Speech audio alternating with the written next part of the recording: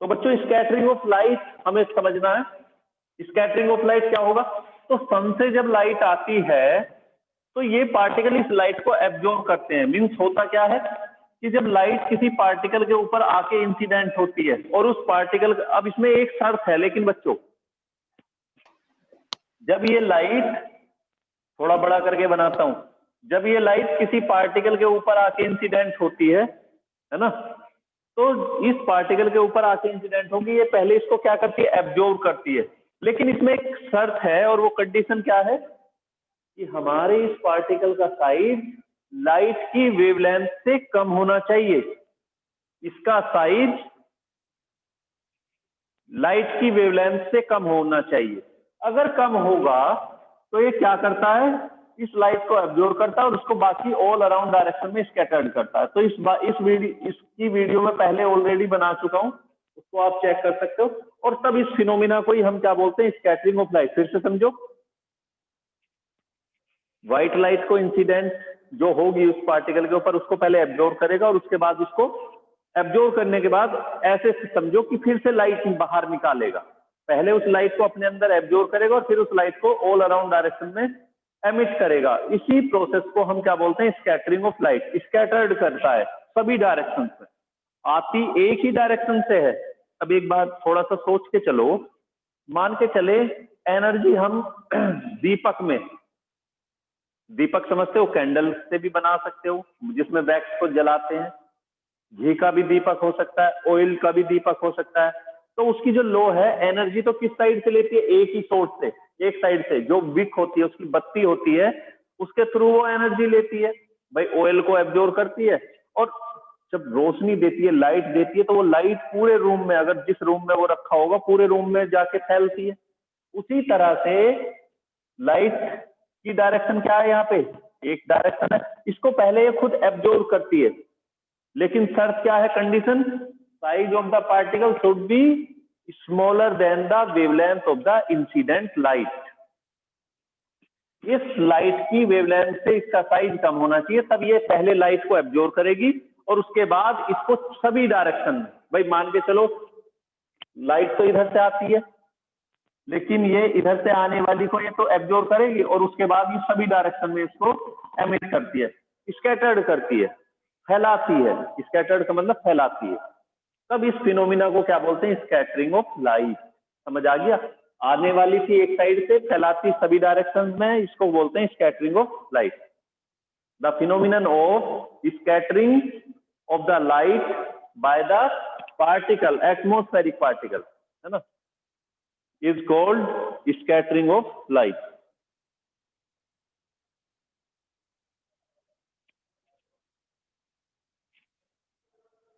इसके बाद अच्छा, ये अब एक पार्टिकल तो होता नहीं है एटमॉस्फेयर में, कई सारे पार्टिकल होते हैं हमारे इस एटमॉस्फेयर में। कई कितने मिलियंस, मींस अनकाउंटेबल पार्टिकल हैं, या ये बोल सकते हैं। और उन पार्टिकल के ऊपर जब ये आके इंसिडेंट होती है, क्योंकि एक केवल सन से लाइट भी एक रे की फॉर्म में नहीं आती, पूरा का पूरा एक ग्रुप आता है, एक बीम आता है, और बीम भी इनफाइनाइट वेव में।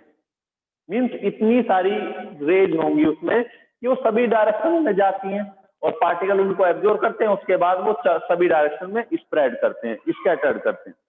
लेकिन इसमें शर्त एक और होती है बच्चों, ये आती इनके ऊपर वाइट है, लेकिन कुछ पोर्शन को ये अपने अंदर एब्जॉर्ब करके ही रखते हैं, कुछ को वापस निकाल देते हैं, कुछ को जाने देते हैं। तो ये किस पोर्शन को अपने अंदर एब्जॉर्ब करते हैं? मोस्टली जिस कलर की वेवलेंथ सबसे कम होती है, या ये कहो ये पार्टिकल उस कलर की लाइट को एब्जॉर्ब करना ज्यादा पसंद करते हैं जिस कलर की वेवलेंथ सबसे कम होती है। तो हमारा कौन सा कलर होता है? विबग्योर। इससे हम याद करते हैं, डिस्पर्जन में पढ़ा होगा कि व्हाइट लाइट को किसी प्रिज्म से पास करते हैं तो वो कितने कलर में डिवाइड हो जाती है? 7 कलर में, है ना।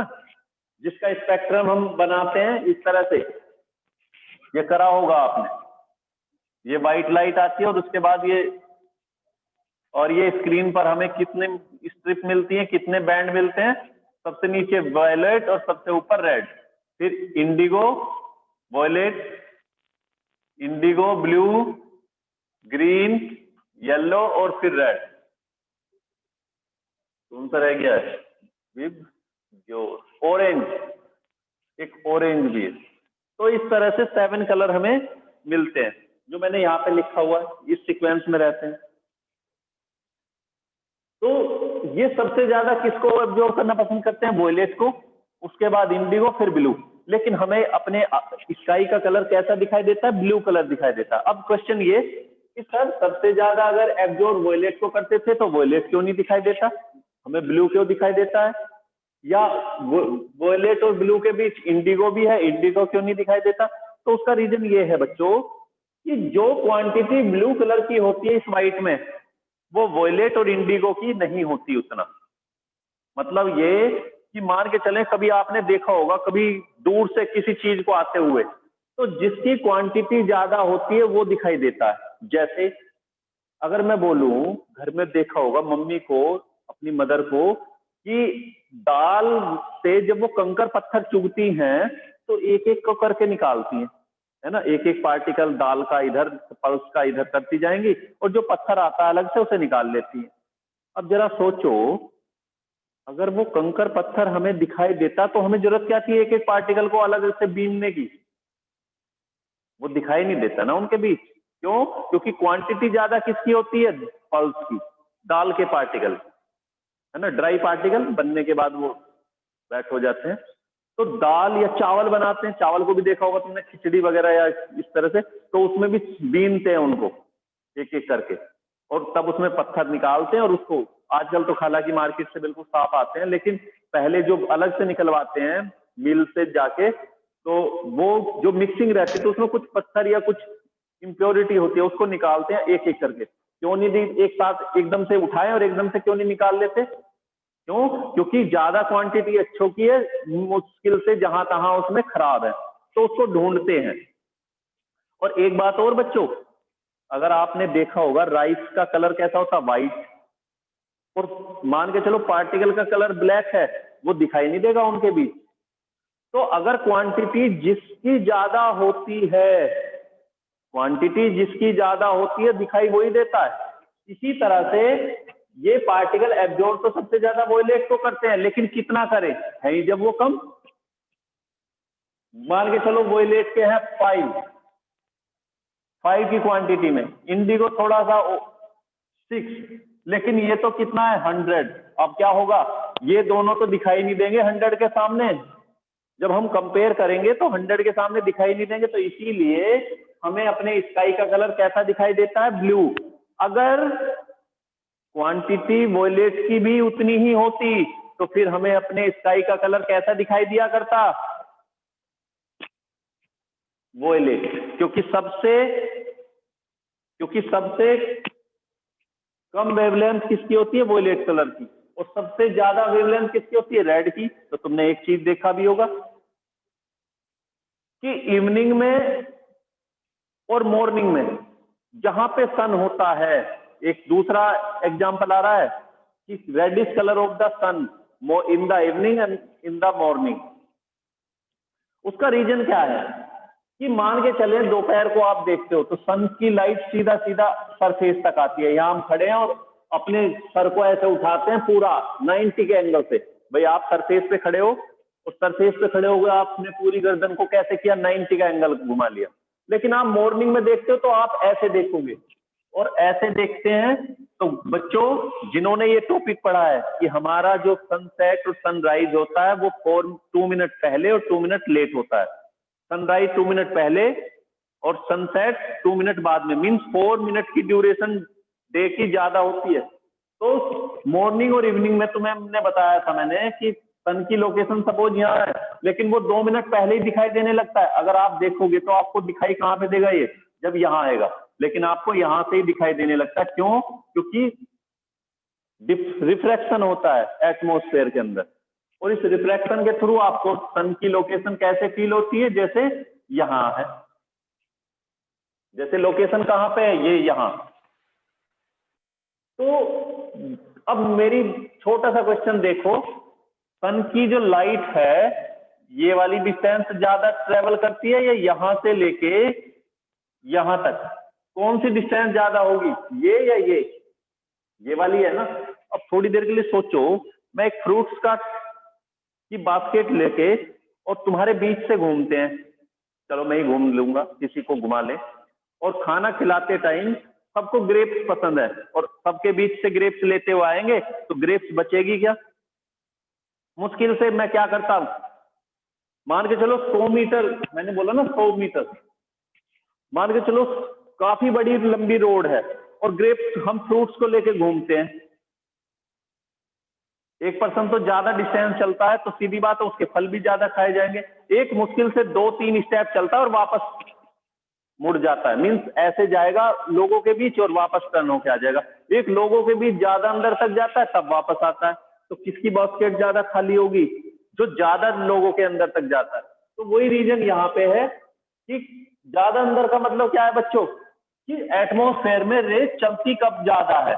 मॉर्निंग और इवनिंग में चलती है, दोपहर को नहीं चलती। और मॉर्निंग इवनिंग में जब चलती है तो मैंने क्या बोला था, सबसे ज्यादा एब्जॉर्प्शन वॉयलेट का, क्वांटिटी खत्म। मान के चलो जब ये इसने एंटर किया तो यहां तक वॉयलेट खत्म हो गया, है ना? उसके बाद और आगे चलते हैं, इंडिगो खत्म हो गया यहाँ पे। उसके बाद और आगे चलते हैं, पार्टिकल बहुत तेजी से ये ब्लू को भी खत्म कर दिया, फिर ग्रीन, और फिर येलो, और फिर ऑरेंज, और लास्ट में क्या बचा? मान के चलो एक बास्केट थी, सन से जो लाइट आती है, इमेजिन करो कि सन से जो लाइट आ रही है वो ऐसा है इमेजिनेशन, इसमें 7 कलर के फ्रूट्स हैं और एटमॉस्फेयर के पार्टिकल उनको खाने के लिए तैयार है। सबसे ज्यादा पसंद करते हैं वॉयलेट को, यहां तक चले वॉयलेट खत्म, फिर चले इंडिगो खत्म, ब्लू खत्म, सब खत्म होते जा रहे हैं। लास्ट में हमारे पास कौन सा कलर आ रहा है? रेड। तो सन का कलर दिखाई कैसा देता है मॉर्निंग इवनिंग में? रेड ही दिखाई देता है। समझ आया? मॉर्निंग इवनिंग में रेड दिखाई देता है। अब बात करते हैं कि रेडिश कलर तो ये हो गया, अब स्काई का कलर ब्लू क्यों दिखाई देता है? क्योंकि मैं पहले ही बोल चुका हूं, इन सभी कलर में क्वांटिटी किसकी ज्यादा है? ब्लू की। तो सभी पार्टिकल खा के, अब मान के चलो खाया नहीं था, ये ले लेके पकड़ के बैठे हैं, तो इन्होंने जब ले लेके बैठे और ब्लू कलर बहुत ज्यादा था तो सबके हाथ में क्या दिखाई देगा? ब्लू दिखाई देगा, क्योंकि बी और आई और ये सारे तो बहुत कम क्वांटिटी में थे। अभी मैंने एग्जांपल बताया था राइस वाला, कि राइस के बीच में जो पत्थर होते हैं वो दिखाई नहीं देते। हाँ, अगर मैं पत्थर भी राइस जैसे जितने ही कर देता तो फिर आपको उसका कलर ब्लैक भी दिखाई देता और व्हाइट भी दिखाई देता। ले या क्या करता, पत्थर बहुत ज्यादा और उसमें राइस थोड़े से डाल दूं, तब वो राइस नहीं दिखाई देंगे। तो मीन्स जिसकी क्वांटिटी ज्यादा होती है दिखाई वो देता है। वही चीजें यहाँ पे है। तो रेडिश कलर समझ आ गया क्यों होता है? क्योंकि मॉर्निंग और इवनिंग में sunlight travels the more distance compare to the noon. Noon के टाइम के कंपेयर में वो इवनिंग और मॉर्निंग में ज्यादा डिस्टेंस ट्रेवल करती है, due to which mostly particle scattered the violet, indigo, blue, etc. colors. Only remaining color red reach our eyes. हमारी आंख में केवल कौन सा कलर पहुंचता है? Red, due to which we observe the colour of the sun seen reddish, जिसकी वजह से हमें सन का कलर कैसा दिखाई देता है? रेडिश दिखाई देता है। ठीक है, तो ये रीजन था। अब इसके बाद आता है बच्चों, तो स्काई का कलर ब्लू क्यों दिखाई देता है? ये भी तुम्हें समझ आ गया। सन का कलर रेड क्यों दिखाई देता है? ये भी तुम्हें समझ आ गया। बच्चों अगर समझ नहीं आया तो इस वीडियो को दोबारा देखना इवनिंग में, जो बात मैंने अभी बताई है। तो क्या कौन कौन से रीजन बताए? सन का रेड कलर दिखाई देना मॉर्निंग इवनिंग में दिखाई देता है, स्काई का ब्लू कलर दिखाई देना, ये समझ आ गया। अब एक और एग्जांपल आता है, क्लाउड्स का कलर व्हाइट क्यों दिखाई देता है? तो क्लाउड्स का कलर व्हाइट इसलिए दिखाई देता है बच्चों, मैंने अभी तुम्हें एक कंडीशन बताई थी कि एटमॉस्फेयर के पार्टिकल का size is lesser than the wavelength of the light. Sunlight से जो रेज आती हैं उसके अंदर जो लाइट होती है, और कौन सी लाइट होती है? वाइट, उसकी वेवलेंथ के साइज से, या ये कहो सबकी वेवलेंथ के साइज से, क्योंकि इसमें 7 कलर की वेवलेंथ है, सबकी कलर की वेवलेंथ से साइज ऑफ द पार्टिकल कम होता है। लेकिन क्लाउड के अंदर क्या क्या होते हैं? वाटर पार्टिकल होते हैं, H2O, डस्ट पार्टिकल भी होते हैं, उन सब का साइज लाइट की वेवलेंथ से ज्यादा होता है, जिसकी वजह से वो लाइट को एब्जॉर्ब नहीं करते। और लाइट को एब्जॉर्ब नहीं करेंगे तो क्या होगा? जैसे लाइट आई थी एज इट इज वो क्लाउड के अंदर से निकल के, मान के चलो यहाँ क्लाउड्स हैं और इस क्लाउड्स के पार्टिकल का साइज बड़ा है, अब इन्होंने जब कोई कलर ही एब्जॉर्ब नहीं करेंगे तो क्या होगा? वो रिफ्लेक्शन होगा और मोस्टली कलर हमारे पास तक पहुंच जाता है। भाई व्हाइट क्यों दिखाई देता है? सन का कलर, सनलाइट का कलर व्हाइट क्यों दिखाई देता है? क्योंकि ये सारे कलर उसमें मिक्स रहते हैं, मिले रहते हैं। समझ आ रहा है ना बच्चों? व्हाइट क्यों दिखाई देता है? क्योंकि उस सारे कलर का मिक्सिंग है और वो हमारे पास पहुंचते हैं, इसलिए हमें व्हाइट दिखाई देता है। ब्लू और रेडिश वगैरह क्यों होते थे? क्योंकि स्कैटर्ड हो जाते थे, कुछ कलर उसमें से निकल जाते थे, पार्टिकल एब्जॉर्ब कर लेते थे। लेकिन अगर एब्जॉर्प्शन ही नहीं होगा, पार्टिकल किसी भी कलर को एब्जॉर्ब नहीं करेंगे, तो फिर क्या होगा? अगर पार्टिकल किसी कलर को स्कैटर्ड नहीं करेंगे, लाइट जैसे आएगी रिफ्रैक्शन होके एज इट इज हमारे पास पहुंचेगी, तो हमें वो कलर एज इट इज दिखाई देता है, और इसीलिए हमें क्लाउड्स का कलर व्हाइट दिखाई देता है। लेकिन अगर क्लाउड पतले हैं तो, अगर क्लाउड का साइज ज्यादा हो जाता है, मीन्स तुमने देखे होंगे सर क्लाउड तो ब्लैक कलर के भी दिखाई देते हैं, व्हाइट तो सारे नहीं होते। उसका रीजन होता है टोटल इंटरनल रिफ्लेक्शन। वो दूसरी घटना है, दूसरी तरह की इवेंट है। वो क्या है कि हमने पढ़ा है TIR, टोटल इंटरनल रिफ्लेक्शन के केस में क्या होता है? देखो रिफ्रैक्शन आपने पढ़ा था, रिफ्रैक्शन की बात कर रहा हूं, जिसमें लाइट एक से दूसरे मीडियम में एंटर करती है। तो रे ऐसे आती है, ये नॉर्मल, और इस तरह से बैंड हो जाती है। फिर से मैंने किया, मान के चलो ये और भी डेंसर हो गया, फिर से बैंड होगी। इस तरह से आते आते क्या होगा? ये इस तरह। लेकिन अगर इसका उल्टा लें, उल्टा से मतलब क्या? अगर रे हमारी किस से किस में चलती है? डेंसर से रेयर में। यहां तो नॉर्मल की तरफ बैंड हुई थी, अगर हमारी रे किस से किस में आती है? डेंसर से रेयर में। ये डेंसर और रेयर, तो इस बार क्या होगा? जाना ऐसे था दूर, फिर दूसरा मीडियम, फिर और दूर, और जाते जाते एक टाइम ऐसा आता है बच्चे ये वापस उसी मीडियम में लौट जाती है। मीन्स ये कि हमारी अर्थ के सरफेस से ऊपर क्लाउड्स हैं और उनकी लेयर बहुत ज्यादा है। देखो अगर ये लेयर ज्यादा होती चली, यहां तो मान के चलो 1 या 2 लेयर थी, तो रिफ्रैक्शन हो गया और कलर कैसा दिखाई दिया? व्हाइट। लेकिन थोड़ी देर के लिए सोचो, एब्जॉर्प्शन तो है नहीं।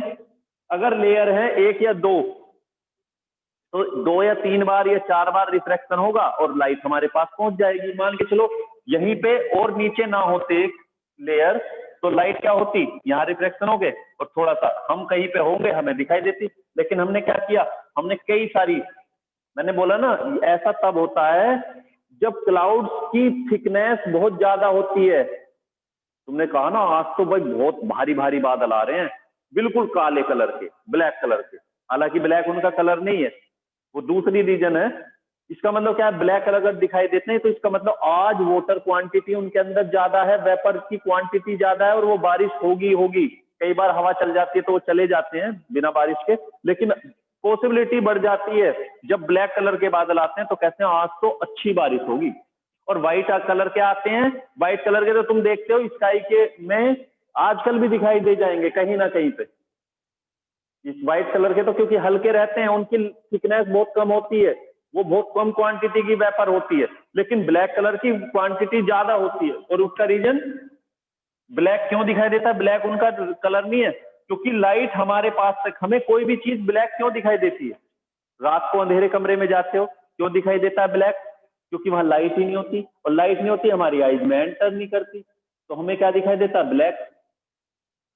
अगर हमारी आईज में एंटर करेगी कोई भी लाइट रे, तो हमें वो कलर दिखाई देगा।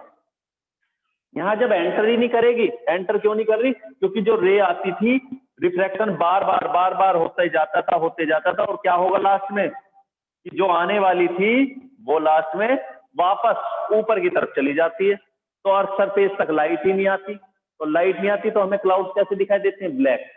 समझ आ गया? तो सारे टॉपिक मैं कवर कर चुका हूं इस चैप्टर के बच्चों।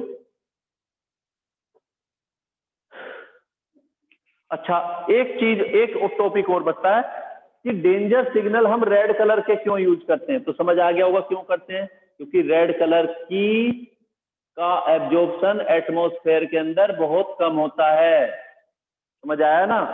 मैंने बोला अभी कि यहां से सबसे कम क्वांटिटी में किसको खाना पसंद करते हैं, किसको एब्जॉर्ब करना पसंद करते हैं, किसको स्कैटर्ड करना पसंद करते हैं, वो कौन सा कलर है जिसकी वेवलेंथ सबसे ज्यादा होती है, और सबसे ज्यादा किसकी होती है? रेड। रेड को पसंद नहीं करते एटमॉस्फेरिक पार्टिकल। वॉयलेट होता, ब्लू होता, ब्लू कलर के सिग्नल को तो नहीं सुना होगा आपने कभी। क्यों? क्योंकि इसका एब्जॉर्प्शन सबसे ज्यादा करेंगे, और अगर हमें मान के चलो रेड सिग्नल देना है, कोई अलर्ट देना है किसी को दूर खड़े पर्सन को, तो उस तक पहुंचेगी नहीं लाइट। तो इसीलिए हमें सिग्नल के लिए किस कलर को यूज करते हैं? रेड को। बिकॉज क्या रीजन लिखोगे? Because red colour of the light has the maximum wavelength due to which scattering of light of this color is occurred minimum, सबसे कम होती है। therefore we use the red color for danger signals। चलिए बच्चों, ये chapter हमारा complete.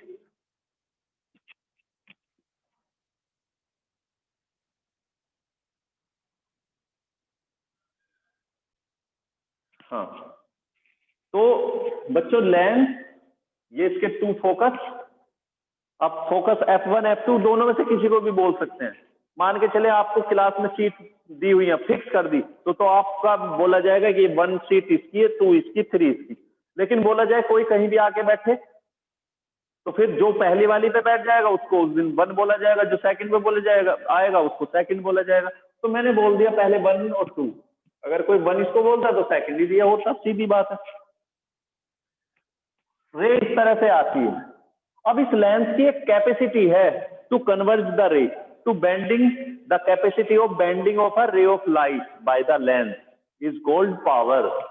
एक lens, देखना बच्चों दोनों फिगर को, एक लेंस थोड़ा सा कम करता है और एक ज्यादा करता है। देखो इसने कितना बैंड किया, ये वाला एंगल, और इसने कितना किया, छोटा सा। अगर ये थोड़ा करेगा तो इसीलिए तो दूर गई है। अगर ये ज्यादा बैंड कर देता इस रे को तो यही ना आती। देखो फिर से समझो, एक लेंस जब बैंड करता है तो उसकी कैपेसिटी होती है बैंड करने की। हर लेंस की कैपेसिटी अलग अलग है। जितना ज्यादा मोटा लेंस बनाएंगे उतनी उसकी कैपेसिटी ज्यादा हो जाएगी। अगर मान के चलो मैंने एक लेंस और लिया है और यहां से इसकी प्रिंसिपल एक्सिस, और ये रे आती है, और इसने तो बिल्कुल ऐसे समझो कि ये आती है और इसने तो बहुत पास में इसको कन्वर्ट किया। इसने थोड़ा सा आगे किया था, इसने बहुत आगे। क्यों बहुत आगे? क्यों? क्योंकि इतना कन्वर्ट, बैंडिंग का मतलब क्या है? जो ज्यादा बैंड करेगा तो उतना ही जल्दी आएगा ना, उतना ही पास में आएगा। समझ में आ रहा है ना? भाई जो जितना ज्यादा बैंड कर लेगा उतना ही प्रिंसिपल एक्सिस को कट जल्दी करेगा। तो क्या होगी power? The capacity of a lens to bend, the capacity of bending of a ray of light by the lens is called power. और इसका फॉर्मूला क्या होता है? P equal to 1/F। अब क्या होगा? ये तुमने पढ़ा था, इनफाइनाइट से आने वाली रे को लेंस किससे पास करता है? अपने फोकस से। तो इसका मतलब क्या होगा? जिस लेंस की जितनी ज्यादा पावर होगी, मैं बोल रहा हूं जो बात वो सुनो, जिस लेंस की जितनी ज्यादा पावर होगी उसकी फोकल लेंथ उतनी ही कम होगी। क्यों? ज्यादा पावर का लेंस क्या करता है? जल्दी से बैंड करेगा। कम पावर का लेंस क्या करेगा? उतना जल्दी से बैंड नहीं करता। इसलिए रे कहां से जाती है? दूर से जाती है। और दूर से जाएगी, एक तरह से देखा जाए ये इस लेंस का फोकस यहां है, ये पैरेलल आने वाली थी, इसका फोकस यहां है ना, हालांकि पीछे भी रहता है, और इसका फोकस कहां है? ये वाला। ठीक है बच्चों। अब देखो इनमें फोकल लेंथ किस लेंस की ज्यादा है? इसकी ज्यादा है, तो इसका मतलब इसकी पावर कम है। इसीलिए फॉर्मूला क्या होता है, उल्टा होता है। पावर का फॉर्मूला फोकल लेंथ का रेसिप्रोकल होता है।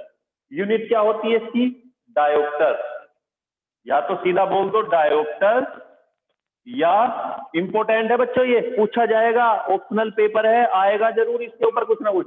या तो होती है खाली डायोप्टर, जैसे लेंथ की यूनिट क्या होती है, मीटर, मास की यूनिट क्या होती है, किलोग्राम, टाइम की यूनिट सेकंड। इसी तरह से पावर की यूनिट क्या होती है, डायोप्टर, और फॉर्मूले में 1/f है, 1/मीटर, means metre inverse, metre inverse होती है, या 1/मीटर होती है, या ये बोल दें मीटर इनवर्स। अगर इसको सेंटीमीटर में कन्वर्ट करना है तो क्या करना होगा, मीटर की जगह 100। अगर मीटर को सेंटीमीटर में कन्वर्ट करना है तो क्या लिखेंगे, मीटर की जगह 100 सेंटीमीटर, 1/100 सेंटीमीटर। तो ये फॉर्मूला होता है। तो अक्सर तुम्हें जो एग्जाम में जो न्यूमेरिकल आता है वो सेंटीमीटर में गिवन होती है फोकल लेंथ, उसे फिर हमें क्या करना है, क्योंकि हमें तो डायोप्टर में देनी है, तो उसे पहले मीटर में कन्वर्ट करते हैं। याद रखना, जब न्यूमेरिकल आएगा तो क्या गिवन होगा, एक न्यूमेरिकल भी करा देता हूं, find the power, find power for focal length of a length, find power of a length of focal length of focal length 30 centimetre, या 50 देते हैं, पूरा फोकल लेंथ 50 सेंटीमीटर। ये भी पॉजिटिव नेगेटिव होती है। अगर उसने कौन सा लेंथ बोला है, कॉनकेव, सपोज वो कॉनकेव बोलता, कॉनकेव, तो कैसी होती, मैं बोल चुका हूं, कॉनकेव नेगेटिव होती है और कॉन्वेक्स पॉजिटिव होती है, चाहे मिरर है या लेंस। तो क्या होगा फॉर्मूला, सिंस P = 1/f, और ये किस में होना चाहिए, मीटर में, लेकिन है किस में, सेंटीमीटर में, तो 1/50 सेंटीमीटर है, और सेंटीमीटर को मीटर में कन्वर्ट करोगे तो क्या आएगा, अपॉन 100, इसकी मल्टीप्लाई ऊपर हो जाती है, तो 100/50, 2 डायोप्टर, शॉर्ट में डी लिख देते हैं खाली, ये इसका आंसर है। नोट कर लेना बच्चों, find the power of a concave lens. अच्छा, इसको मैंने नेगेटिव नहीं लिखा, ये find the power of a concave lens of focal length 50 centimetre, तो पावर इक्वल टू ये आता है ना, तो इस तरह से कर लेना।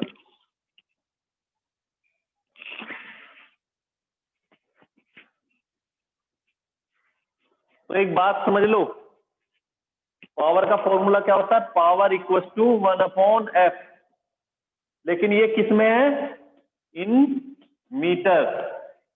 लेकिन अगर बच्चों सेंटीमीटर में है तो क्या लिखोगे, 100/f इन सेंटीमीटर। याद रखना, अगर वैल्यू मीटर में है तो 1/, और अगर सेंटीमीटर में है तो 100/f लिखना होता है, ये याद रखना। जैसे मैंने अभी किया था, 100/ आया था ना, इस तरह से। तो कौन कौन से फॉर्मूले थे, एक होता है इसमें मैग्निफिकेशन, जो पढ़ चुके हो, क्या होता है मैग्निफिकेशन के लिए, V/U, वेरी गुड। और दूसरा I/O, बताया था तुम्हें, distance of image, distance of object, length of image, कहो height of image upon height of object, ये लेंस के लिए, अभी लेंस की बात चल रही है। और लेंस में लेंस फॉर्मूला क्या है बच्चों, ये सारे फॉर्मूले याद होने चाहिए। Lens formula 1/V, Sir, 1/f. 1/f equal to 1/V minus 1/u. U। अगर मिरर के लिए होता तो यहाँ प्लस रहता है और यहाँ माइनस आता है ना, मिरर वाला तो याद होगा। Yes, sir. तो ये सारी चीजें हैं इमेज फॉर्मेशन के